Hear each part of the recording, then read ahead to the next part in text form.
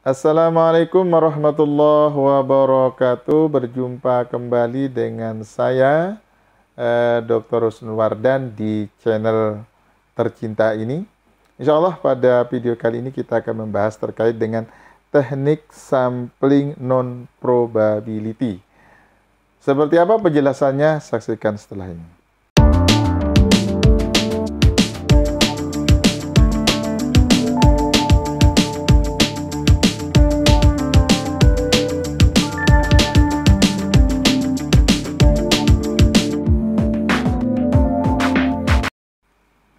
Pada video sebelumnya saya jelaskan terkait dengan teknik sampling probability. Nah, pada video kali ini kita akan coba membahas apa saja sih yang termasuk teknik sampling non-probability.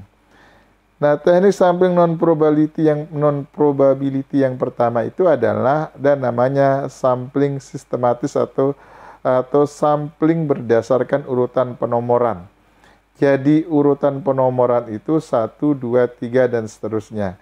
Jadi nanti di dalam proses sampling sistematis itu, penomoran itu nanti kita bisa ambil ganjil genap. Katakanlah penomorannya itu kan berdasarkan kita.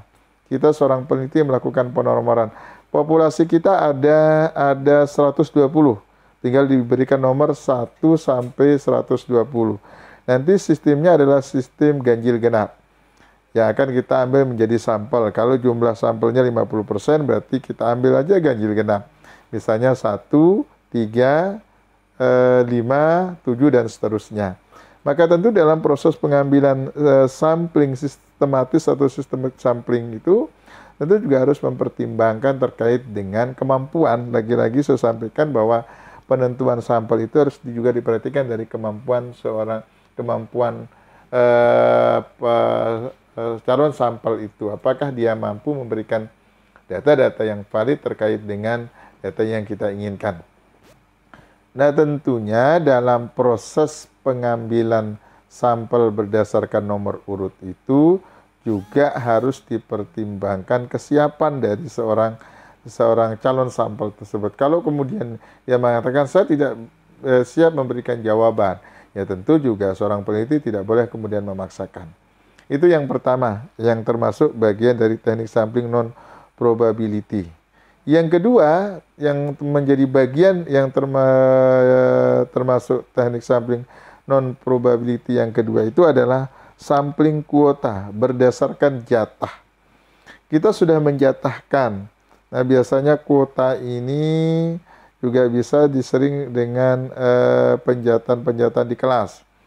Contohnya, saya ingin melakukan penelitian di sekolah X. Ada 8 kelas yang saya ingin teliti. Ya, tinggal saya jatahkan saja masing-masing kelas itu. Kalau rata-rata jumlah siswa dalam kelas itu adalah 30, maka saya misalnya menjatahkan kelas A itu adalah 20, itu saya ambil 20, kelas B 20, dan seterusnya. Maka sampling kuota ini juga bisa digunakan oleh seorang peneliti ketika kemudian jumlah populasinya tidak terlalu besar. Kemudian yang kedua, jenis populasinya itu adalah heterogen. Jadi kita tidak homogen. Ini bisa kita menggunakan sistem sampling kuota. Kemudian yang ketiga, bagian dari sampling non-probability yang ketiga itu adalah sampling insidental, faktor spontanitas. Jadi teknik sampling incidental sampling itu adalah teknik yang digunakan oleh seorang peneliti mengambil sampel siapa yang dia temui. Nah, biasanya model incidental sampling itu dipergunakan seorang peneliti ketika dia tidak mengetahui berapa jumlah persis dari populasi tersebut, atau disebut dengan populasi tidak terbatas. Dia tidak tahu berapa jumlah persis dari populasi itu. Jadi siapapun yang dia temui, ya kan dia ambil menjadi sampelnya. Contohnya, katakanlah ada seorang ingin meneliti tentang kepuasan customer terhadap pelayanan toko A. Nah, kita kan tidak tahu berapa jumlah populasi atau customernya. Jadi siapapun yang datang ke toko itu, itulah yang kemudian kita ambil menjadi sampelnya. Akan kita wawancarai, akan kita tanyai, akan kita berikan angkat dan lain sebagainya. Maka siapapun yang datang, itulah yang disebut dengan sampling insidental atau incidental sampling. Siapapun yang kita temui akan menjadi sampel dalam proses penelitian kita. Kemudian yang keempat, bagian dari teknik sampling non-probability itu adalah purposive sampling berdasarkan pertimbangan. Jadi seorang peneliti diberikan kewenangan di dalam menentukan siapa yang akan menjadi sampelnya. Tentunya dalam proses penentuan siapa yang akan menjadi sampel dalam penelitian itu berdasarkan sisi kemampuan itu. Ada pertimbangan-pertimbangan unik. Misalnya karena ketokohannya, karena gelar kesarjanaannya, karena pengalamannya, karena karena dia menyandang jabatan dan lain sebagainya, yang kemudian pertimbangan-pertimbangan itulah yang kemudian menjadi dasar seorang peneliti menjadikan dia sebagai seorang sampel disebut dengan purposive sampling. Ada pertimbangan yang mendasari kenapa kemudian seorang peneliti mengambil dia sebagai sampelnya. Kemudian yang bagian dari teknik sampling non-probability yang kelima adalah sampel jenuh.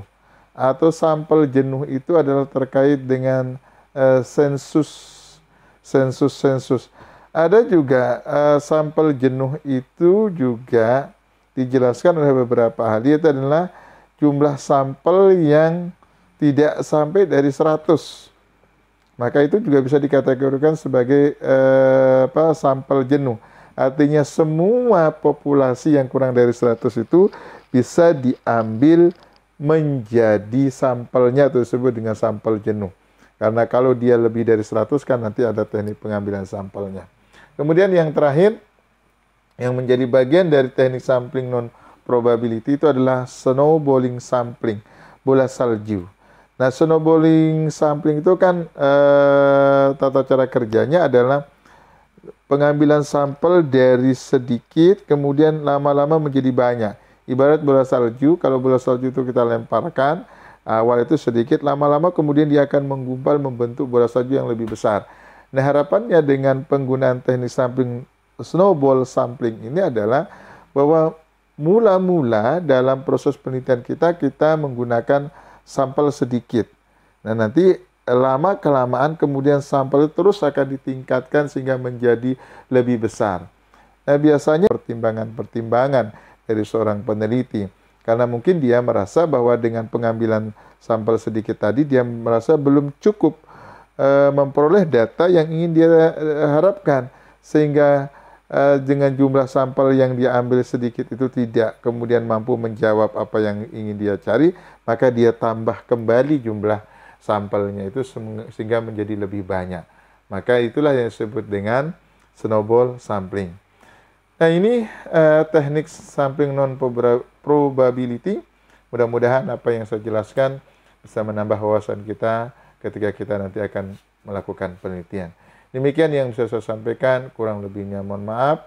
Akhirul kalam, assalamualaikum warahmatullahi wabarakatuh.